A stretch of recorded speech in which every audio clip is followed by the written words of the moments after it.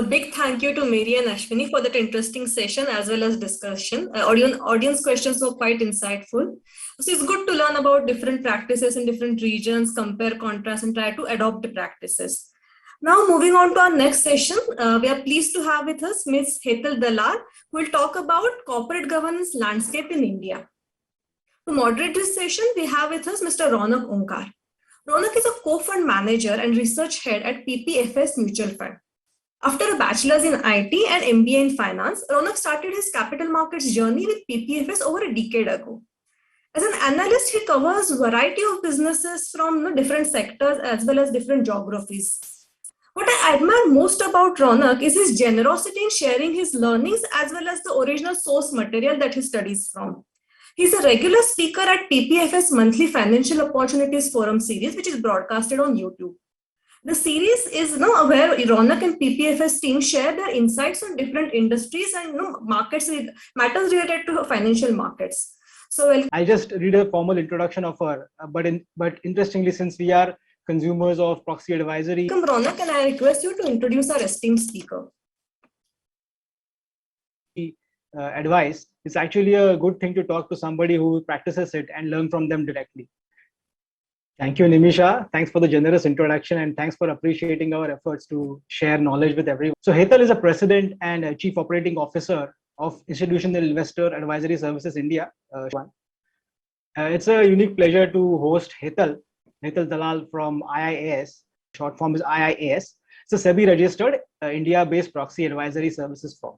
She's responsible for overall business execution, and IIAS publishes voting recommendations annually for about 900 listed companies that aggregates 95% total market cap on Indian exchanges. That's a lot. That's a large number of companies to cover.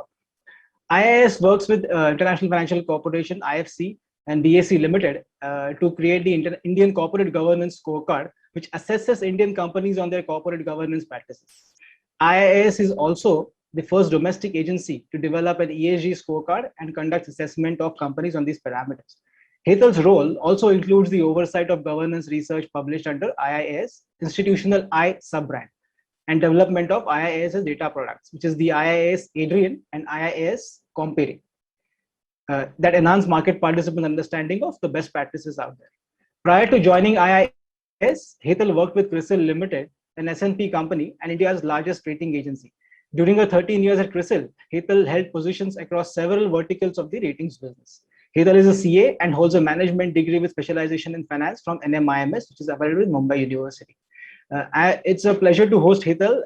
Thanks so much for giving the chance to moderate this session. Hetal, over to you, please. Thank you for having me, and thank you to the CFA Institute. I'm going to talk about the corporate governance landscape in India. I'll take you through a couple of slides just talking about what's happening as far as shareholder activism is concerned. And some of the trends that we are seeing as far as governance is concerned. And just give me 1 minute till I flash. Just a minute, yeah.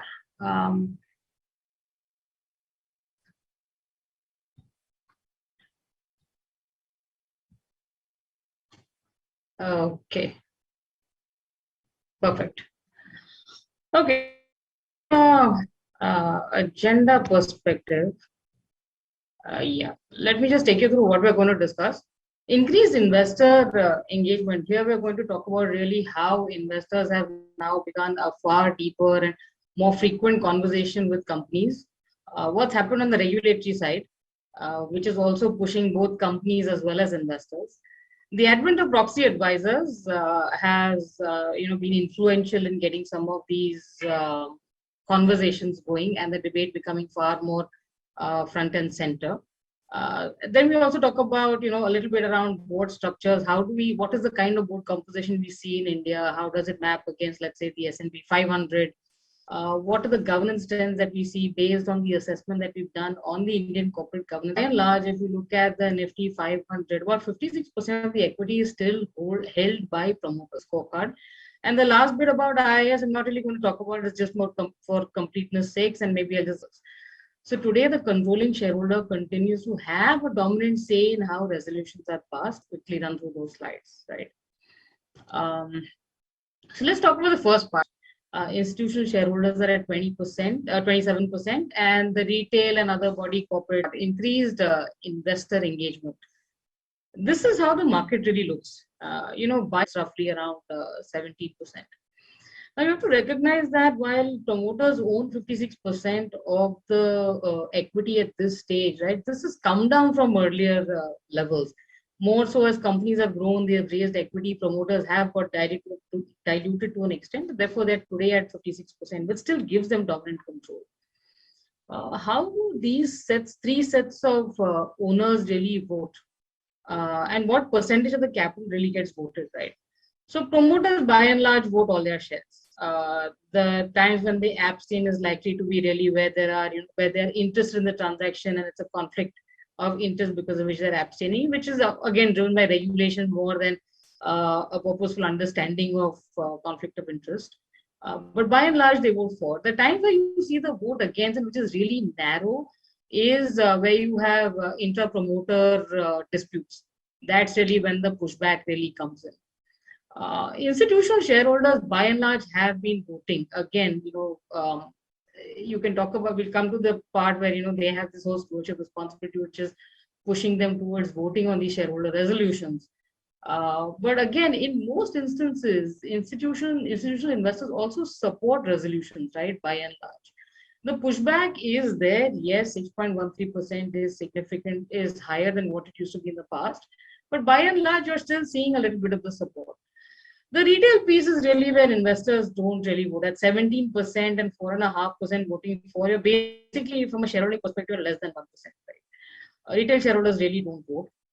Most of the times they abstain, and against percentages are sort of very, very minuscule. So they don't really influence an outcome materially. It's basically the institutional vote and the promoter vote that really influences the outcome. Now, the interesting piece, of course, is that if you compare this to, let's say, a couple of years ago, maybe even 5, 6, 7 years ago, you're now looking at more than 75% of the capital being voted upon. So now, and given the fact that there was e-voting, that 75% is actually counting in terms of the number of votes held, right? Earlier, vis-a-vis saying show of hands, so it just gets driven by number of people who can attend an AGM. So this has become a meaningful conversation, even in terms of voting between companies and investors, right? So what's happening as far as the voting is concerned, resolutions are getting defeated, more hesitancy as far as promoters are concerned or boards are concerned in trying to bring out something which is egregious. Now you would argue that, if you see a sea of resolutions, 38, 40 is this, because they can see that the pushback is really going to happen. Over the years, you've seen this, that's a lot more than, that's reasonably high actually. And what tends this particular growth in FY22, again, the numbers are only till only to happen is once resolutions get defeated, right? It just creates a little bit more awareness and a little bit till October 30th.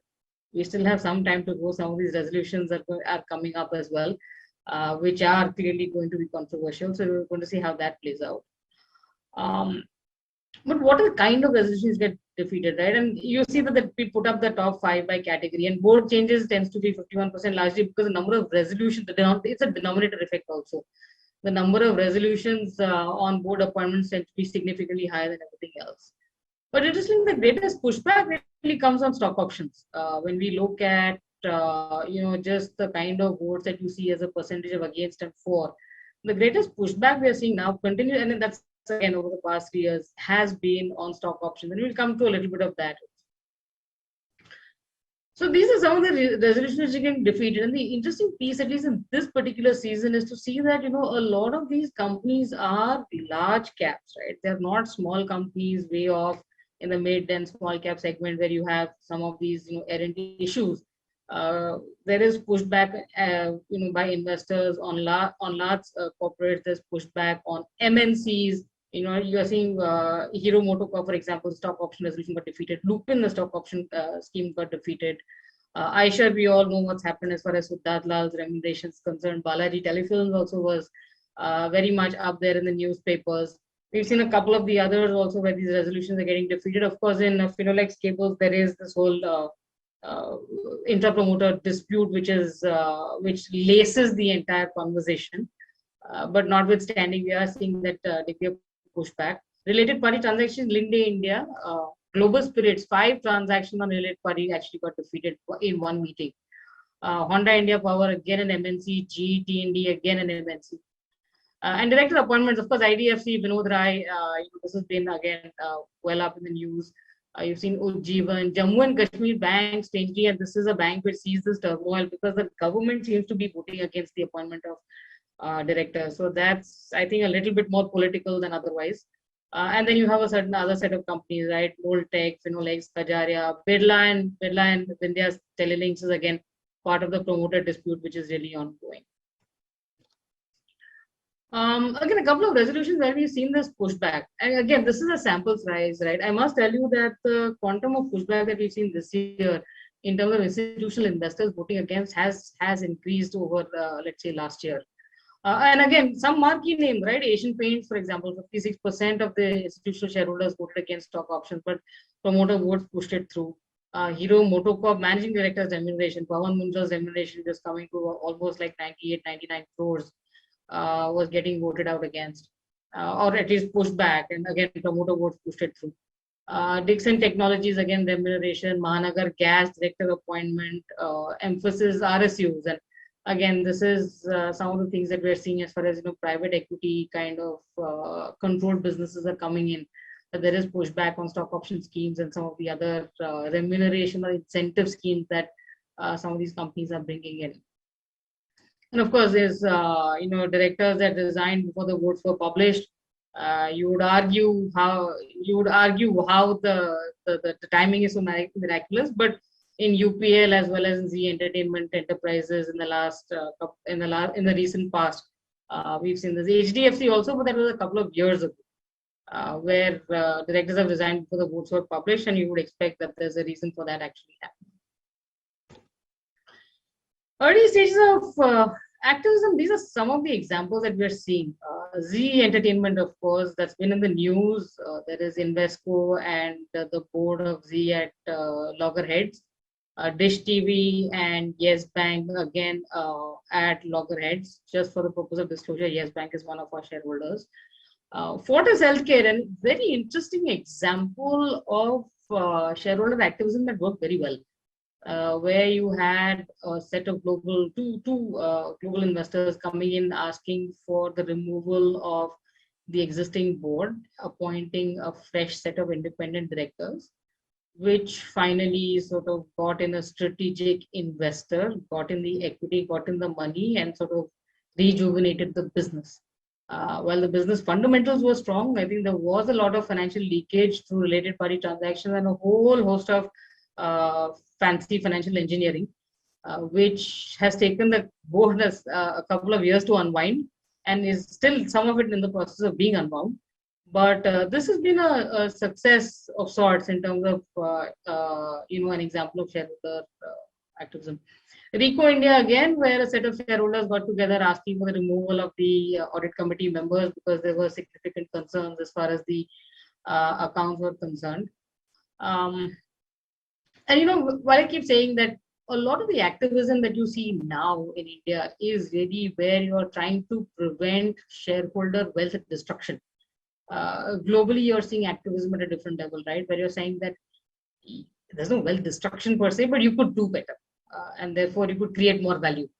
And that's not something that we see per force right now. There are these two sort of examples of Olympic and PTC India where, the investors try to get a board seat.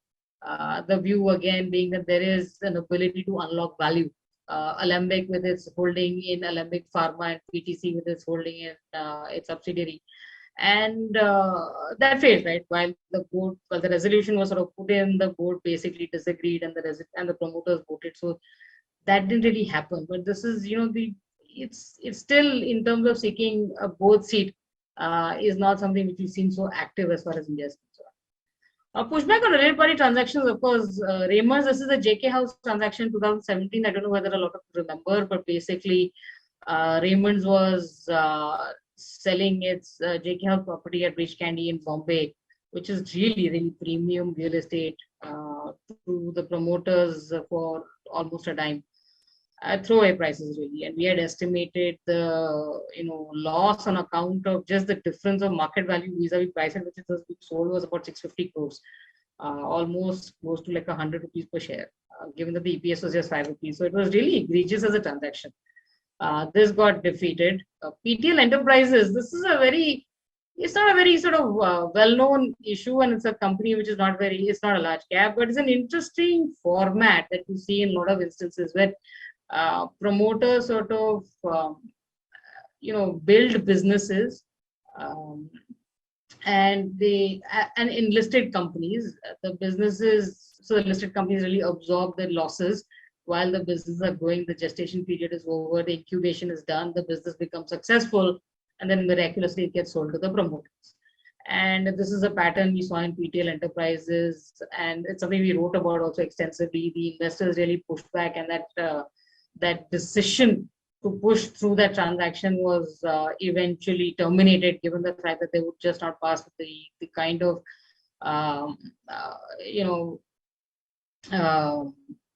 angst that the investors had presented to the board and the management.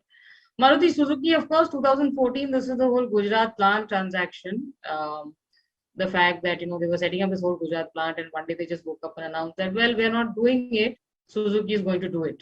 And it took a lot of rounds and a lot of conversation with investors and a lot of modification of the term sheet from where they started to where they eventually went to before that transaction was passed by shareholders. And again, a lot of the investors abstained on this particular resolution. Had they voted, you don't know how this would have actually played out. So this is really at the cusp of the new Companies Act also coming in, and Section 188, and the fact that you have this whole majority of minority kicking in at that particular time. So to that extent, the seminal sort of transaction which was happening at the right time to test the entire format of related party transactions. Coal India, again, very old. This is a TCI transaction, the children's fund, where they were sort of trying to so this was this whole issue around Coal India, and the TCF is a 2013 sort of issue, but this is again very, very early stages. But like you say, like if you look at the entire trajectory of how this sort of shareholder activism comes into play, it's 2013, 14 is really the seminal transaction. You've seen the early shoots in 15, 16, but really now looking at a lot of the larger transactions happening in the last 3 to 4 years. And that's really how the entire landscape is moving towards as far as the pushback from the investors are concerned.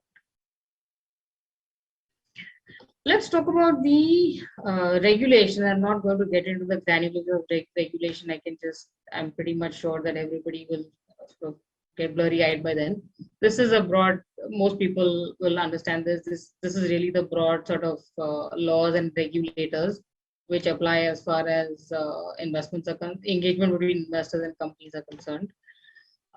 This is again, when you look at the reforms as far as corporate governance agenda is concerned, and I'm sure a lot of this, most people can read up, and I won't get into the granular detail. The interesting piece to look at this entire trajectory is at one level to say that, when this whole philosophy of corporate governance came in, at one level you were saying that there had to be, you started off by saying there has to be, this voluntary compliance, right? So that companies should do good and should behave better. Then over a period of time that became, we're going to sort of embed this in regulations, and therefore some of it became mandatory, saying companies must do this. And some of it also became checkbox to that extent the minute it becomes mandatory. What you're seeing now in the fourth generation of reforms is really the empowerment of investors to say that, you're going to look at stewardship responsibilities. You're going to look at class action suits coming in. You're going to look at this, removal of board members. And some of this is really focused on empowering investors, and therefore bringing the responsibility not just from an investor perspective, not just from a company perspective, but also the investor in terms of saying that you have to engage with the companies to ensure better corporate behavior, right? And I think that's the most important piece to look at as far as reforms are concerned. I think this is an interesting slide. More from saying that this is how investors started getting pushed into action, right? In 2010, SEBI said that mutual funds need to publish their voting policy. Sure enough, mutual funds published a voting policy, but they didn't really vote so much on resolution. So SEBI said, well, you need to now publish how you're voting on these resolutions. And again, a lot more abstentions than SEBI would have liked. So in 2014, SEBI said, one, we're moving to e-voting. Secondly, mutual funds are going to disclose the voting rationale. Right, and the whole point is that even if you abstain, you have to disclose why you are abstaining. At which point in time, mutual funds said, if I have to think so hard and I have to disclose it any which ways, I may as well take a more considered view. So the voting percentages started increasing substantially from here onwards. The pension regulator also compelled pension funds to vote. Then, of course, there is this whole regulatory competition, right? So IRDA came in and said, well, insurance companies need to have a stewardship board. This was before there was any compulsion for insurance companies to even cast their vote. They suddenly had a stewardship responsibility, which meant not only did they have to cast their vote, but they also had to now begin engaging with their investee companies. So having done that, PFRDA says, sure, pension fund needs to adopt a stewardship code as well. And then, of course, most recently, SEBI has launched a stewardship code for mutual funds and AIFs and most of the other investor asset managers, so to speak. So now you have an entire set of asset managers who are compelled into a stewardship responsibility. And you could argue that why does this have to be regulatory driven? This is something that asset managers can do on a voluntary basis as well. The good ones will do it. If you look at how the stewardship responsibilities have percolated into the Asian markets, right? In half the markets, you're seeing it as mandatory. In half the markets, you're seeing it as voluntary in terms of the fact that, investor associations get together and you then have a signatory to a stewardship code, and that's how they sort of follow through. So India has chosen the regulatory way, and that's really where it's come out to be. But it's not very different from, like I said, 50% of how Asia is really operating on this. Let's talk about the advent of proxy advisors. I think proxy advisors. So we're the first ones to sort of establish ourselves, and we are now about 10 years old, 11 actually. And this is really the pushback that proxy advisors have been able to provide. And media has, of course, helped us. Let's not take away the fact that media has been supportive of some of the agendas that we've been sort of raising. And that has really created a much more sort of public debate of the investors. In India, that doesn't really happen. We are not allowed to vote on behalf of around corporate governance. And that's really the role of proxy advisors as far as India is concerned. So really a proxy firm is not necessarily the correct description. They're basically advisors. So in India, proxy advisors from a role perspective are different from what we see as proxy advisors globally to that extent. And that's the fundamental difference, right? In global markets, the proxy advisors actually hold the proxy. So they vote on behalf of it. But finally, it is the investors who have to vote. So this is just some of the pushback in terms of what we've been talking about. We also do a lot of the advocacy. So beyond writing out recommendations on shareholder resolution, we do a lot of the advocacy, and this is to provide more guidance to the market. So of course, Z versus Invesco, and I'm pretty sure that a lot of people found the Bombay High Court judgment a bit of a surprise. And so we talked about really what are the contours of that judgment, and does it really contain investor stewardship? I still feel that this is not the final word. Of course, this is going to go all the way to the Supreme Court before the dust settles on it. But it's an interesting perspective that the Bombay High Court has really taken to say that independent directors will have to go through the NRC, and that's really reading the letter of the law rather than the spirit of the law. And in a hostile sort of situation, that's rarely going to happen. And what is strange in this entire piece is that Fortis, it's already happened in Fortis, right? In Fortis, there were investors who asked for a change in the board, appointed independent directors, and there's a success story there. So it's to that extent contradictory to the more a common sense approach, right? The other one and these are just some of the pieces that we've talked about, which are recent. The other one we talked about is Facebook and the dangers of singular focus on profit maximization. And this is really, we talk about the dangers of short-termism, right? When you're making decisions, are you looking at the long-term interest? Are you looking at what will generate profit maximization? And this is also a little bit of how the ESG perspective really comes in, right? It's profits over people or people over profits. And in the long term, really what makes sense. The argument to say that it has to be either or, right? I'm going to choose either people, either profits, I think is really what the debate shouldn't be. And it really isn't, if you look at it in a much more granular sense of it. And that's really something that the market needs to look at or think about a little bit more. It's almost like saying that if I vote against, and I get this feedback from investors as well, that if I vote against the remuneration, the CEO will quit. No, that doesn't happen. It's never really happened. So, so to look at it in a very simplistic black and white format, I think is a little bit of is something that needs to change. Again, RBI and auditor appointments, this whole piece that they came out with, where they said that, there needs to be this whole rotation after every 3 years, and you can't have, an auditor doing audits of group companies and things like that. They came out with this whole guidelines. And the fundamental argument we're making is, yes, audit quality is a problem in India, right? That's very, very clear. You have and for the longest time, we didn't have an audit regulator, which most markets had. So if you look at the ACGA, CG watch, right, a lot of the reasons why India sort of came lower on the ranking as far as Asian markets were concerned is because we didn't have an audit regulator. And most markets do, and therefore we have the NFRA. But trying to solve audit quality by process is not going to help. By saying that I'm going to be continuously rotating the auditors and doing things like this, and even mandating joint audits to say if there was a certain size you have to have joint audits. The process is not going to solve for quality, and that's really the argument that we're making. Again, checking the box on skill diversity. This is an interesting piece that we talked about where. When we did this whole process of creating the corporate governance scorecard, and we had like several rounds of market consultation, including with regulators, right?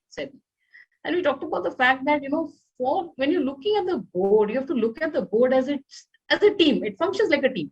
And therefore, from a team construct perspective, you have to have different set of skills to be able to navigate a company through the through the years, right? So are boards really looking at skills, or are they just looking at people that they know who will, yes, they add value, and therefore just go with that? So I think it's a lot of the advocacy that we did, again, where SEBI finally said that, sure, you need to now disclose, they started by saying you need to disclose the skills that the board have, and then the following year you need to disclose director-wise skills. And really, how many companies are thinking that through, right? I mean, you've seen architects on audit committees, and you've seen all sorts of, contrarian positions. And some of it, individually, you could say is, companies getting a little bit more creative, sure. But the other is you really have to question why something like this fit. And the other piece around skill diversity, and this is something we keep talking about, is really the need for IT skills on board. Cybersecurity has become a serious issue. Right? For those who heard the Wall Street Journal podcast, ransomware is becoming organized crime almost. So do you really have the skills and this is therefore becoming a board level issue. So do you really have the skills of the board to handle some of the stuff? And how many companies really have even, semblance of IT skills on the board? Forget what they really actually would be needed, right? So these are some of the questions we're actually asking as far as skill diversity is concerned. And then, of course, the last piece where we're talking about the fact that, where there is this fundamental view that without the promoter, the company won't run. And we don't disagree that promoters being there is skin in the game. They think about it generationally. And sure, therefore, in terms of the commitment and the drive, the promoters are likely to be at the highest echelons. But in places where there is clearly concerns over the way the business is being run, there are, financial leakages, related party transactions, but the business is just not going anywhere. At some point, investors really need to stand up and say, you got to go. And I think that's really the point that we're trying to make, that it isn't a position, once you get listed, it's not a position of permanence. It is a position of performance. And sure, you value the fact that you're there, you have equity stake in the business. But at some point, investors also need to start thinking about their relationship with the promoters a little bit more differently than simply accepting that, they are promoters, so therefore they will always stay. And I'm not saying this in the context of saying that, therefore every promoter should be treated as a professional and it's hire and fire kind of policy. But at some level, some of these hardcore things that we talked about, the whole board scale and the cyber security already. Two of the issues also need to be taken, and that's really the reality that we're sort of talking about. That we find plague corporate India. One is cash holding, and the other one is succession planning. Impact of analysis advocacy, and this is again the context of how proxy advisors have had an impact. Right? You look at India, almost 2/3 of the listed companies are owned by families. Act as far as the market is concerned, right? Beyond the transactional elements of pushing back companies on specific things, we expect, of course, over a period of time that will change. By now that we're seeing newer and newer listings which are held by investors, companies that are held by typical investors. But by and large, even now, 2/3 of the companies still continue to be held by families. So succession planning is a serious issue, and cash holding is a real problem. Every year for the past, I think 6 or 7 years, we've been doing a paper on cash holding by companies. How much more dividends can companies pay out? And I think pre-COVID, our number was about a little over 1 trillion rupees. So that's really how high the kind of cash holding we're seeing. And sure, it's pocketed in some companies, right?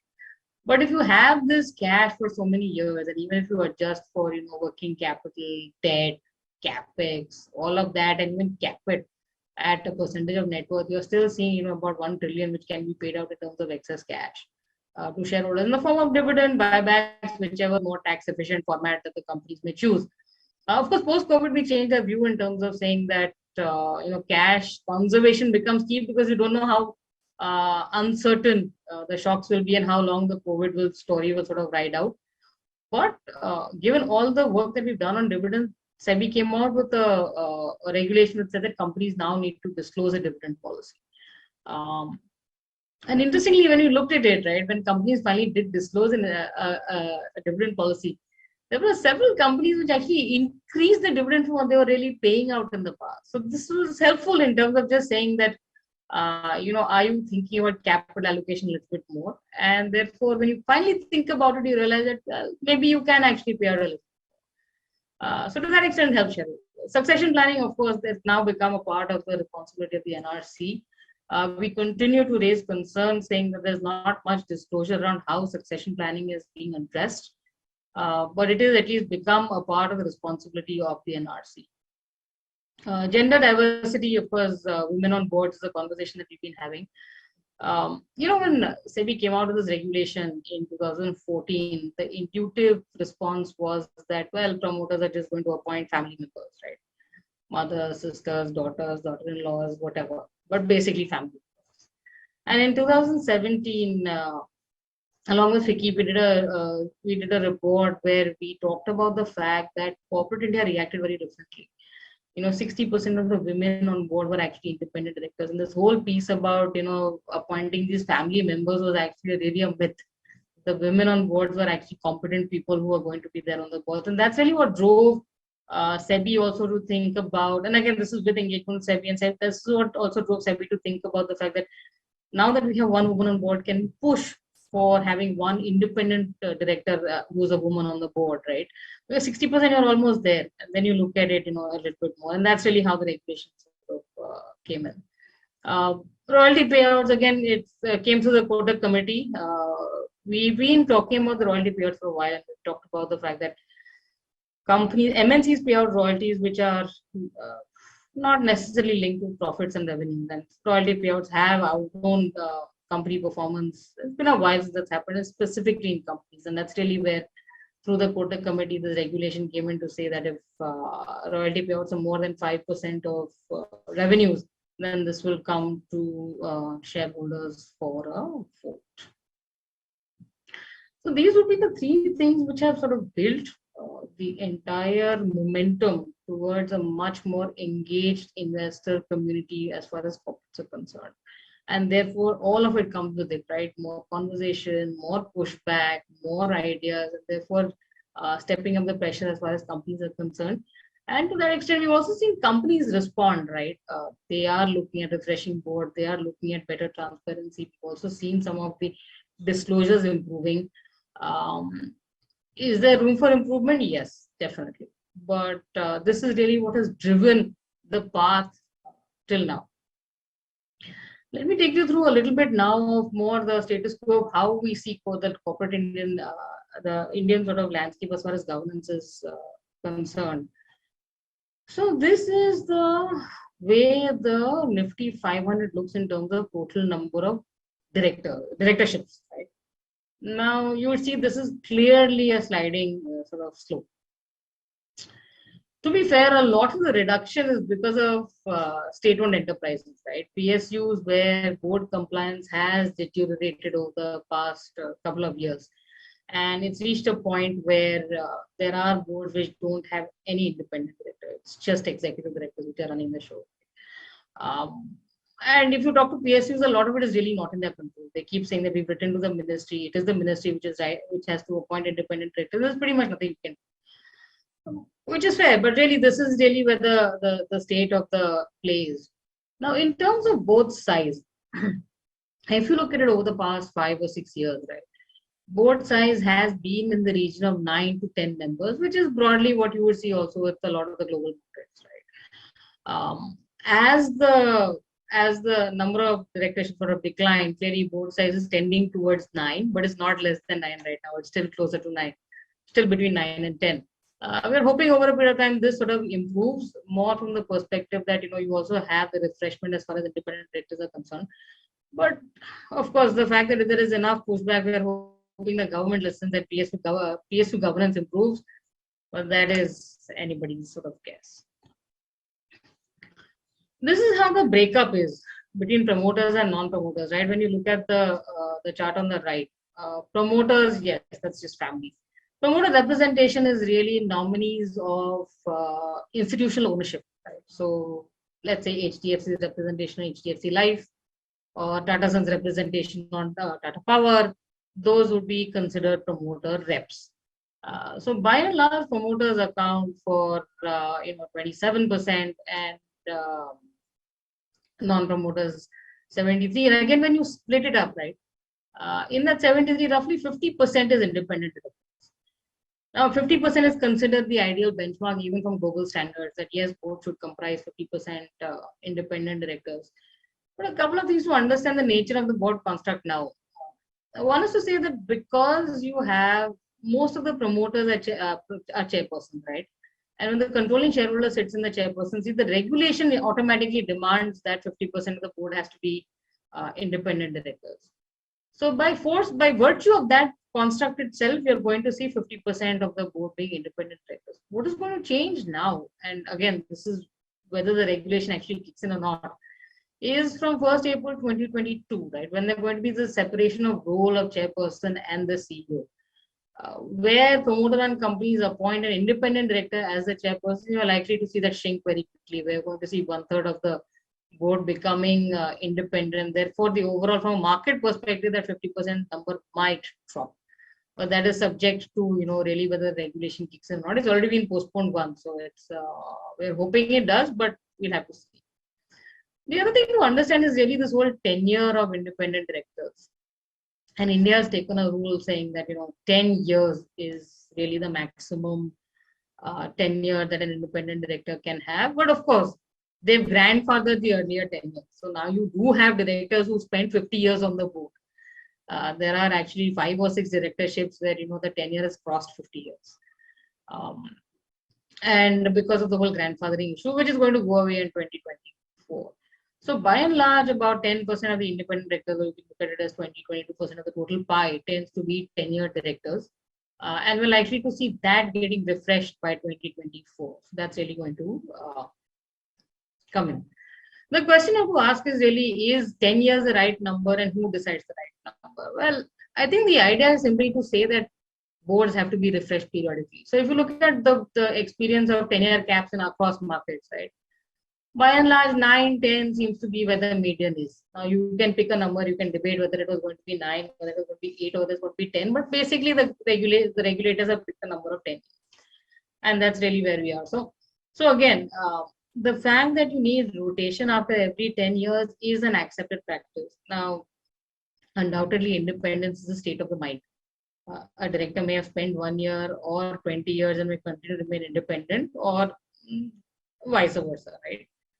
But from a uniformity perspective, markets have accepted that the rotation actually works, and therefore India has taken a 10-year number, and that's really where to sort of look at it. Men versus women, we talked about gender diversity, right? And we come to the slide next again on terms of how we've shaped up as far as women directorships are concerned. But this is how it really splits up. And women have, of course, come in much later as far as the board positions are concerned. So you can see that clearly for the women who joined the board, right? From earlier being 60%, you now have 69% of the women who are independent directors. When you look at promoter reps, these are again, like I said, representations of institutions, like Schneider, for MNCs, for example, Schneider's representations on the Indian company, or S&P's representation on CRISIL. These will all be sort of promoter reps. Promoter executives include people like Kiran Majumdar-Shaw, the Reddy sisters of Apollo Hospitals. So again, these are people in an executive capacity. So this entire checkbox, and even if you want to call it a checkbox, a promoter non-executive women is just 8% of the pie. And you have to remember this 8% also includes Rajashri Birla, includes Neeta Ambani. So, the women on the board tend to be, in terms of just their board positions, they've been sort of carefully selected. And I don't think corporate India has been very either, they've not been really casual or callous about the appointment of women on the particular board. Interestingly, we are seeing far many more women on boards, and we are seeing that even more traditionally considered male-dominated businesses, right, commodities and engineering and stuff like that, have more women directors on their boards. They are looking at expanding. As far as the diversity is concerned, not only expanding on the skill set, but also expanding on the gender. You are now going to look at, of course, far more meaningful conversation around diversity over the years, but this is really how it stacks up. Just for clarity, the whole piece around others includes, sort of nominees of lenders and investors, or PE nominees, or, LIC nominees, for example, and executive directors who are professionals, non-promoters, right? This is how the scenario of women on boards is played out. So prior to regulation, it was 6%. 6% women. This includes everybody, promoters, non-promoters, 6%, right? Regulation kicked in, and despite the entire backlash from the UN pricing, there are not enough qualified women to be on boards. The number went up automatically to 11%, and since then has been growing by about 1% every year. Right? I think in the last 18 months, so 2020 to 2021, that number has been at around 17%, slightly higher than 17%. That sort of stagnated a little bit, and I think that's also a function of the entire COVID crisis in terms of really what are the agendas want to drive. We're hoping that this, of course, increases over a period of time, but I think the conversation now has to change to saying that, not just having one woman or one independent woman on the board, but to say from a diversity perspective, the board composition, right? 20% of your board comprise women is a 30%. And there's research which says that if you have 3 or more women, that's really when the diversity kicks in. Having one woman could be shouted down, so it's not necessarily diversity, but check the box. So that's the other point of the argument. But having said so, I must say that despite the entire pushback, corporate India, like we've seen earlier, has been very careful in having in the women that they've appointed to the board, and it's not really a checkbox exercise that they are doing. And to that extent, there seems to be a good turnout. Of course, the target is going to be 30%. This is the 30% club that you see globally as well. The target should be 30%. Will it happen anytime soon? I think we'll have to sort of wait and watch. We have stagnated at the 70%, the nature of the construct, but and the nature of the environment. But enough markets have a number. We'll have to wait and watch and see how that sort of progresses. Either a comply or explain approach or a mandatory approach. And some of them also, again, for those corporates which complained about gender diversity becoming mandatory, we have voluntary targets to be disclosed. By what percent, by what, in which year will you have, like by 30, will you have 30? Not far off from a lot of the other markets. So I think it really depends on percent on your board kind of thing. So this is just to give you a sense of, as far as the regulations concerned, it's not very far off from what the other markets are doing to bring in more diversity at the board level. And this is what we talked about, right? S&P 500 versus Nifty 500. And this is how we stack. We're not terribly far off from where the S&P 500 is. Sure, diversity could be better. But, and the other piece, of course, which could be better is really the percentage of independent directors. Global boards tend to have, of course, more independent directors because not too many of them are not really owned by controlling family members. There are professional CEOs. The nature of the market is slightly, the construct is slightly different, but this is really what it sort of stacks up. Let's talk about some of the governance trends in India. I know Ronak talked about the fact that we've done this corporate governance scorecard. It's trying to just sort of, the scorecard is really trying to put all these pieces together and come out with a number. Does the number in its standalone mean anything? No, it's actually more relative in terms of the benchmarking, which makes more sense. So it's not about getting a 65 or a 66. It's about really where you stack up as far as your peers are concerned. We published, so in 2016, we launched the framework, and this has been done with IFC and BSE. And this is based on the OECD principle, G20 OECD principles of corporate governance. So, it's sort of widely accepted. And we've done 5 reports. We are in the midst of doing our report for the 2021 season as well. And hopefully we'll be out with that sometime in December. So I'll take you through a couple of some of the results of the 2020 research and market forces and nature of the environment. And if you do it across markets, sure, the 6 pillars make sense. But and also what we've seen through the years as far as companies and their performance. If you're doing it with the domestic scorecard, then the market and the environment is given, the regulation is given, and the governance practices. So this is what I talked about. This is the G20 OECD, and therefore you just look at the remaining sort of pieces and pillars. So rights and the principles of corporate governance. There are 6 pillars. We've taken 4 of them because 2 of them are really driven by, the rights and equitable treatment of shareholders, which is 30% weight, the role of stakeholders, which is 10% weight, disclosure and transparency and responsibilities of the board, which is a 30% weight. It's a set of 70 questions, and we basically score companies and weight the score to finally come out with a total aggregate score for companies. Now we bucketed this in 4 categories, right? Basic, fair, good, and leadership. Now you would argue that 0 to 50 is the first bucket. Companies which get 0 to 50 are in the basic category. And you would argue that 0 to 50 is like a really big threshold. It's not equally divided, and it isn't. And the slope really gets much steeper as you go up from 50. One of the things to understand about Indian regulations and Indian requirements is the fact that when you benchmark them across other markets, India is actually far ahead in terms of its expectations from corporate India. So, from a disclosure and transparency perspective, also the kind of requirements we have for corporate India is ahead of what you'll see in most of the other markets. So 0 to 50, if you check the regulatory boxes and you just do stuff, right, it's not going to be that difficult. 50 to 60 is what we consider fair, where you are basically meeting all the regulatory requirements and checking boxes. Good is really where you are growing as a company. You have a diverse set of investors. Some of them will be FIIs, and therefore you are now looking at becoming far more transparent and purposefully engaging with your set of investors. Leadership 70 and above, and that's actually a difficult threshold, right? 70 and above are really companies which have global presence. They have a large institutional sort of holding and a dominant proportion that is FII, so they are compelled to benchmark themselves across global practices. And that's really the kind of sort of gold standard for each of these 4 categories. These are the kind of companies that you see.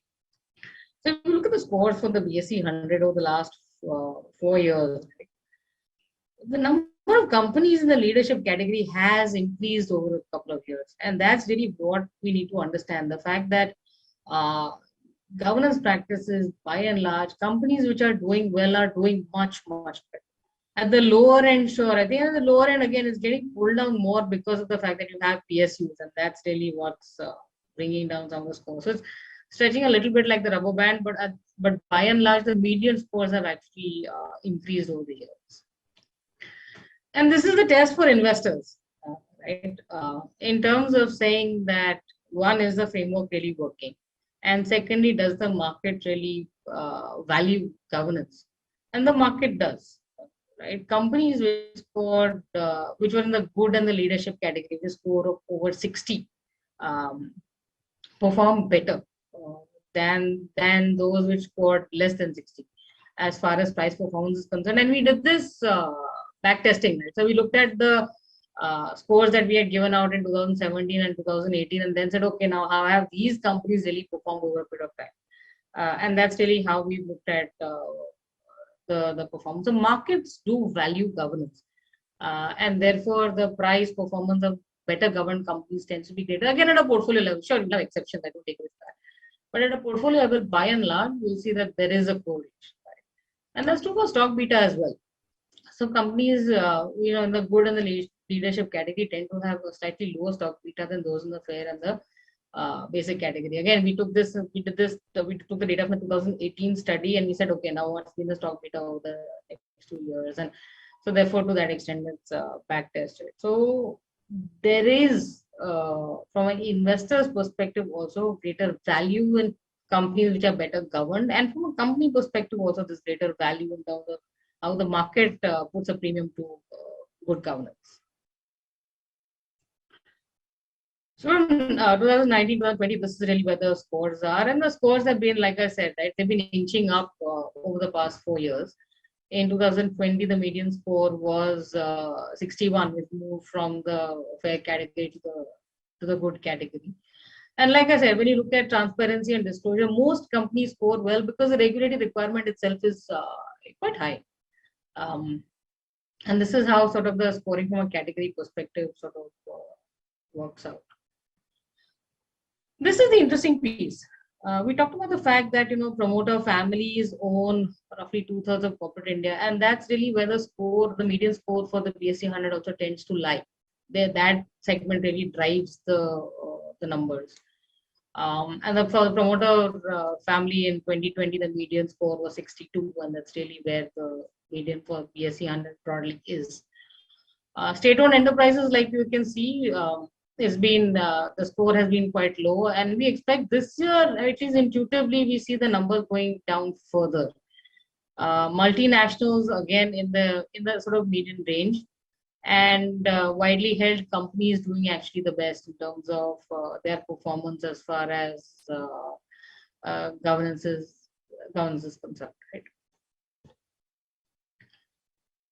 So these are some of the assessments that we've done as far as board effectiveness is concerned, and this is, the outcome of the questions, that the 70 questions that we asked for the scorecard. So this is a little bit interesting. Now, if you look at the experience of corporate failures, right, one of the lessons from that is that you have a board which doesn't necessarily understand the core domain of the business. In the Wells Fargo instance, one of the analysis of the board was that there was literally nobody with banking experience. So this whole cross-selling and opening of accounts without proper paperwork and fraudulent accounts, you just don't have a board which understands banking in its actual nitty-gritties.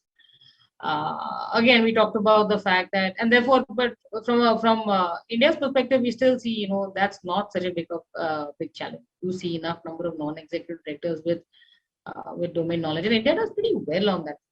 And it's improved over time, right? Skill set diversity, including IT skills, it's below par, right? 37%, and this is really where we are looking at two things. One is, of course, having IT skills, and second, having a set of diverse skills. You really have a set of skills which are good drivers for your particular business. Again, succession planning, we've talked about succession planning. You can see from a disclosure perspective, right? And even when we did that 2017 study with IFC, right, boards are hesitant talking about succession planning with the promoter. What's changed for India, of course, over the last couple of years is that there have been these family constitutions which have, been written out. But there's no disclosure to investors as far as the family constitution is concerned. So you really don't know who's going to take over and how the shareholding is really going to play out over time. So this is an issue that we still feel needs far more clarity, and boards need to at some point bite the bullet and have that discussion, put out some clarity as far as companies are concerned. Again, disclosure of board improvement plans. This is a function of the whole board evaluation which got kicked in through regulation, right? Regulation says that companies have to evaluate, and boards have to evaluate themselves. They have to evaluate independent directors. They have to evaluate committee functioning. But the disclosure requirement is process. So yes, we ran a questionnaire. Yes, the chairman discussed independently with every director what are the areas that are strengths and weaknesses, so to speak. But from an investor perspective, do you really have a sense of what finally is the board on the board agenda? Right? You look at, and I think this is a little bit of learning for boards as well. So when we look at disclosure board improvement plan, it immediately feels like the idea is to disclose individual board performance, and I think that's maybe being a little too childish. I think the idea when we are looking at companies for disclosing board improvement plans is really, when you look at the strategy of the business, where is it going? What are the kind of skill sets you need? Should you need more people with a certain set of skills? How have you evaluated the board effectiveness? And it's more at a concept of a team level rather than looking at this individual performance of, this director got 3 on 5 and this one got 5 on 5. And that's really something that companies are still reticent in terms of pushing out. If you look at it in terms of comparables to global disclosures, we just move it there. But this is again work in progress, very clear. And then there is the separation of chairperson and CEO roles. And mind you, we're testing only for the separation of the chairperson and the CEO roles. The regulation which kicks in from 1st April 2022 complicates it a little bit more in terms of saying that the chairperson cannot be related to the CEO. So that is going to drive different set of changes. This is more to say that you have a separation of the roles or not. And you do have 63% of the companies having that separation, but I suspect some of them will still need to make changes, given that it's likely to be, there is likely to be a relationship between the chairperson and the CEO. Executive remuneration. This is an area which, in the 2020, you can look at the performance being fairly muted, executive pay being aligned to company performance, very poor, right? Just 38%. CEO pay being less than 5% of profits and having at least 50% being variable, you're at half. Global benchmarks are more, it's like at least 2/3 being variable pay. In most instances, about the ranges between 70 to 90% variable pay. In India, that's really not true. And stock options being granted at a discount to market price, and that's again reasonably large. I mean, while this is the 2020 results, when we look at 2021, I'm pretty sure when we come out with the results, we're going to see these numbers being even worse. There have been more than enough instances where CEOs have given themselves raises while at a point in time where they've actually had a reduction in headcount through the COVID crisis, or employees have got pay cuts. So you are, and that's behavior that we find quite egregious. And we expect that, like I said, 2021, these numbers will actually be far worse.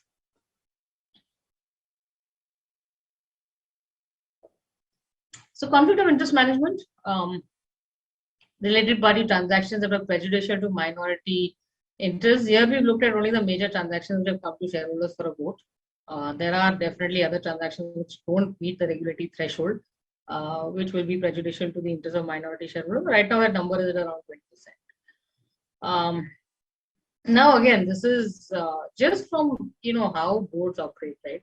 So regulation says that interested directors should not vote on a particular transaction. Best practices suggest they should neither vote, neither be participant to the discussion if they're interested, because they can have an influencing capability depending upon who the interested director really is. And we find, having a very clean cut on some of these issues is something that companies are still not very clear in terms of their disclosures. Do they practice it? Do they not practice it? That's inside a boardroom. But sitting on the outside, as far as disclosures are concerned, this is really what it is. And again, mechanisms disclose conflict of interest by employees. That's a little bit better, but by and large, we think this is an area which needs significant improvement as well.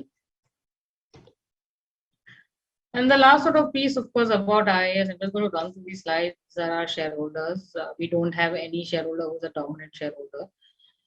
This is the board. We now track over 900 companies. We've seen 50,000 resolutions, 9,000 meetings, and this is some of our research that we've done. But really, yeah. So I'm going to now stop and hand it over back to Ronak. Hetal, thanks so much for such a comprehensive walkthrough about the evolution of corporate governance in India and the role that proxy advisors play in our capital markets.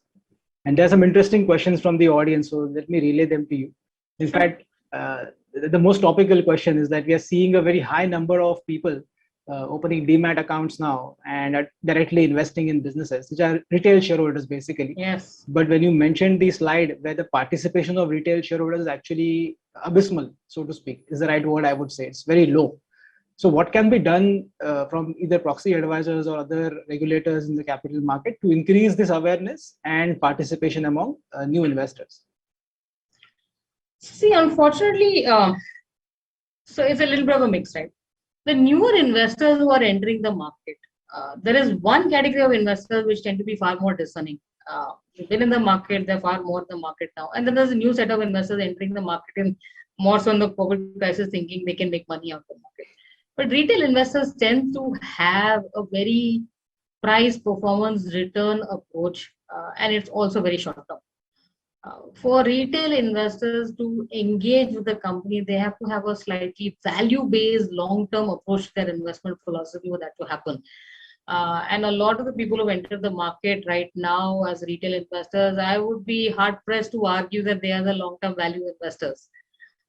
So I think the retail piece is still a piece which is not engaged. And honestly, I'm not so sure how we can really bring them to that level of engagement. I think it's more the long-term investors, and the large investors which make a big difference.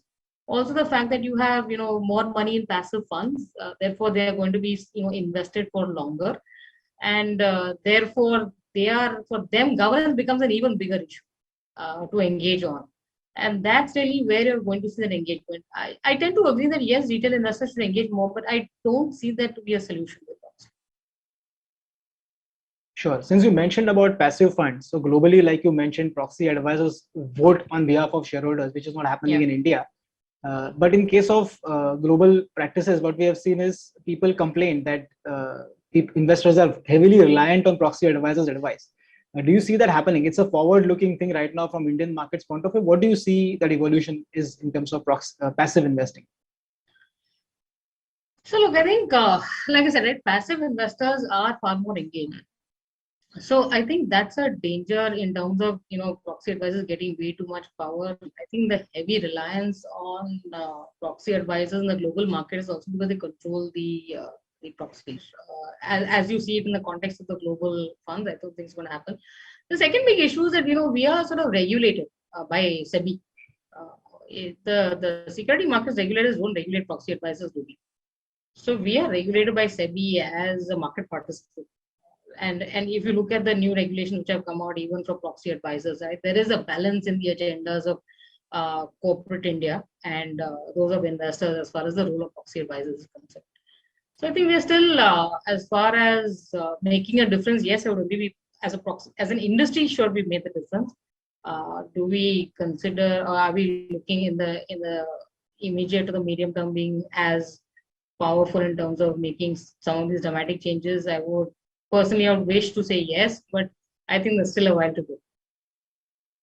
Moving from passive to active, there's an interesting question from the audience for both of us, but it's a tough question, so I'll let you answer it first. So, for fund managers, it might be easier to cut their losses by quickly exiting a stock than to engage in a long-term proxy battle and waiting for governance standards to change or turn around in a company. So how can a fund manager balance between the need for short-term performance versus a potential large long-term gain in the future? Okay, so are you going to take that first or do I take that first? No, please do that. It's a tough question. I think you should take it first. Okay, fair enough. Look, I think as far as domestic investors are concerned, our view is that they're looking at it in a lot more. The focus on short term is a lot. They don't balance the long term as much as they're just focused on the here and now and the NAV for tomorrow. Even if I were to be a little bit more difficult about that. It is difficult. I don't take away from that. I think the way for, and it's a bit of an evolution change as well. If you look at how stewardship responsibilities have moved over time in India itself, right? From mutual funds not voting at all, just basically saying that I'm going to abstain as long as I can get out and get in and make my NAV, I don't care. And now you're seeing, yes, regulation stepped in and said that you have to vote, you have to engage, and there was a hum and the haw and everything else. But over a period of time, you're seeing asset managers see the value of some of these things. And therefore, you're seeing far more proactive behavior in terms of just engaging with companies and voting on resolutions. Is it where we wanted to be? No, I think some of the controversial decisions have still been taken with a short-term mindset. And therefore, a lot of the egregious transactions have gone through because of that. So sure, over a period and that needs to change. But it's, to me, it looks at, I look at it more as stages of evolution. And over a period of time, we will see something like this sort of evolve and change as far as domestic managers are concerned. Globally, you see this different. Globally, the perspective is a little bit more long-term. They do focus a lot more on governance, and therefore they vote differently. So you can see in controversial decisions, the voting patterns actually becoming a little bit more different. So I think there is a stage of evolution for domestic asset managers right now. I leave that now on to you. So I think the temptation is always there to cut your losses, because if you are willing to take a stand which is against the management, that means you are going to engage with the management and teach them how to run their business. Only in cases where it is extremely egregious, you can actually fight it out to some extent. But I think there are 2 points here, where one is the percentage of shareholding that we might have, which we can influence the vote. That is number one. Secondly, there is the platform available for institutional investors to come together and discuss a common voting policy that you can vote on in cases of these egregious resolutions. So I think that communication has improved dramatically. Internally also, we are seeing the compliance requirements going up from stewardship responsibilities point of view. It's a good move, I would say, because now we are anyway engaged in the past, but now we are engaged on paper. We have to mention everything as to why we are voting in favor or against. And I think abstain is not really an option in many cases for institutional investors anymore. So yeah, the temptation always is there to exit and vote with your feet rather than vote with your stance. But voting with your stance, sometimes you can see limited results. And in fact, it will be great to wait till the vote actually is announced and then exit if it is really against you and your judgment that you think is happening in the company. It's a tricky situation to balance long-term and short-term, especially when governance things are concerned, because a lot of these changes don't happen very suddenly. They need an evolution in the company as well. Another interesting question, because we are discussing on short-term and long-term, how do you internally balance that as well, right? I mean, when you provide an opinion, you mentioned one very interesting point that people get compensated in a different way. CEOs might quit, and it's a competitive environment. It's a competitive industry. There can be brain drain because of lack of adequate compensation. How do you balance that? Because that might have a long-term repercussion on the company's success to some extent. Is it the right way to think about it? So look, when we look at making recommendations as far as shareholder resolutions are concerned, even when you look at remuneration or a lot of the other resolutions as well, I think what we try to do is definitely balance the operational flexibility that managements need vis-a-vis the interest of investors. See, I think it's not right to think of us or investors and companies being at opposite ends of the table. Right? They're all trying to accomplish the same thing. Some of it just doesn't work at one level. So I think the challenge for us, and you're right, the challenge for us is really to be able to balance that. But we're very, very mindful of the fact that these two need to be balanced, and we can't be sort of either too extreme in terms of saying you've not checked the 5 boxes, therefore we're voting against, or simply saying no, this doesn't make sense.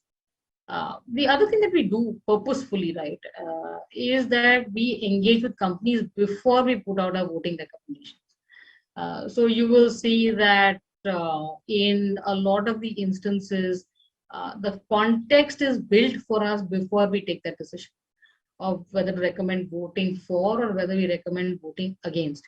And we don't take that decision very lightly. I think it would be unfair for us to simply say that these are the boxes to check, and therefore the context setting and that at some level also makes it a little bit difficult as far as remuneration is concerned. But we do engage with companies, look at context before making a call on what is in the interest of investors. So and something to take very seriously. And you have to recognize that a lot of what proxy advisors give out as advice also driven by, and a lot of this gets built up in terms of their own credibility, gets built up tax record. So with every voting recommendation you make, we have to be that much more careful. So I remember even most proxy advisors have a list of parameters they consider while they provide the advice. So that is also part of that, where people can actually read that these are the reasons why we will, like by default, vote. And if over and above that, you will have a difference of opinion, you can mention that in your report. Yeah, even when you have voting guideline, right? How is the voting guideline set? You think about it, it can't be that 5 people sit in the room and decide this is the way we're going to look at it, right? It has to be a function of where is the market, what are we seeing as far as, let's say the top 500, 600 companies are concerned. Is this position tenable? We every year when we revise our voting guidelines, we take feedback from investors, we take feedback from companies. We've just, in fact, for our next year's voting guidelines, finished an informal round of feedback from investors. We are in the process of now putting out a paper which talks about these are the changes we're going to make, these are the changes that it's going to start from, and then ask for comment from market participants. So there have been decisions that we've rolled back because we feel market is not ready. There have been decisions that we pushed through because we feel this is the need of the market. But all of this is a consultative process. It's not that 5 people sit in the room and decide this is what's going to happen. Sure. Since you mentioned you have a large coverage universe of companies, almost 900. What is the internal process behind most proxy advisory firms in the country? I mean, who are these people who are creating these reports? Who are the editors of these advice and opinions? How does it work? What is the structure of the teams?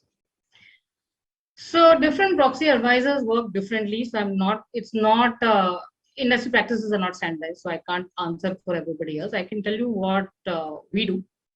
We cover 900 companies. We have a set of analysts who come from a diverse set of experiences, but all of them love the capital markets and all of them can write.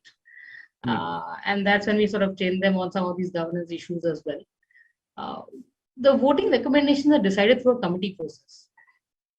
And the committee has people with diverse experiences who come from different points of view.